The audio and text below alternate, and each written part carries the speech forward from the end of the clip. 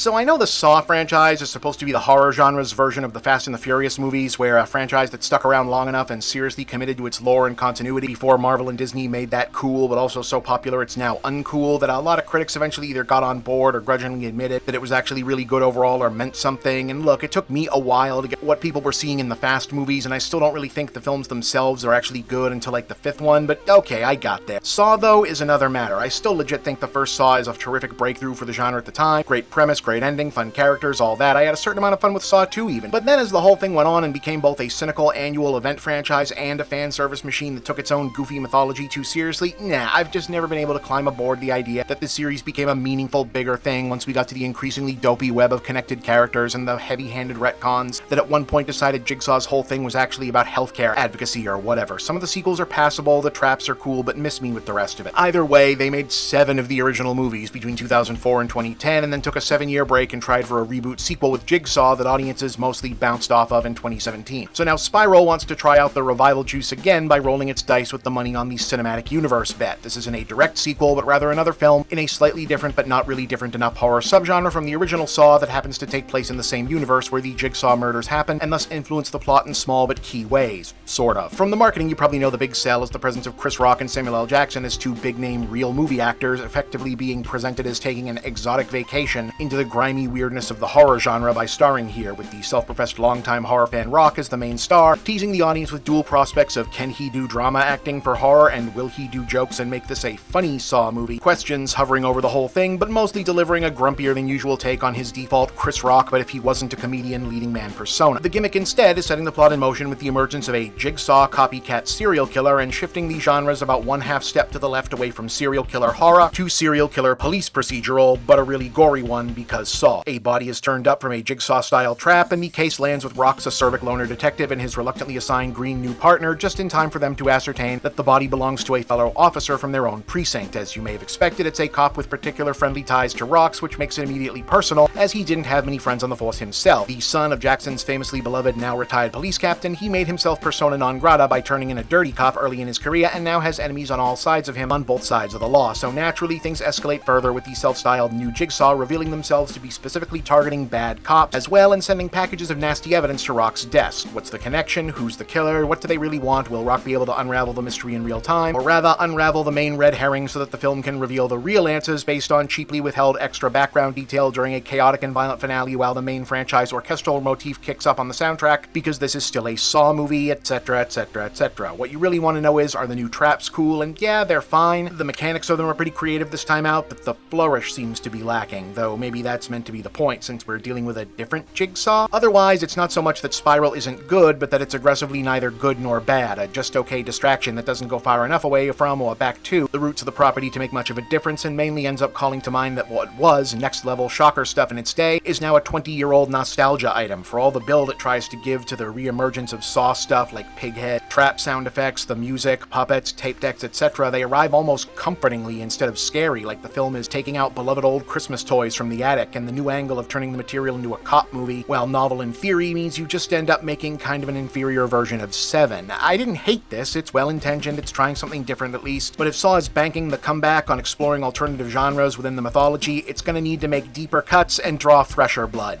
5 out of 10 about covers it.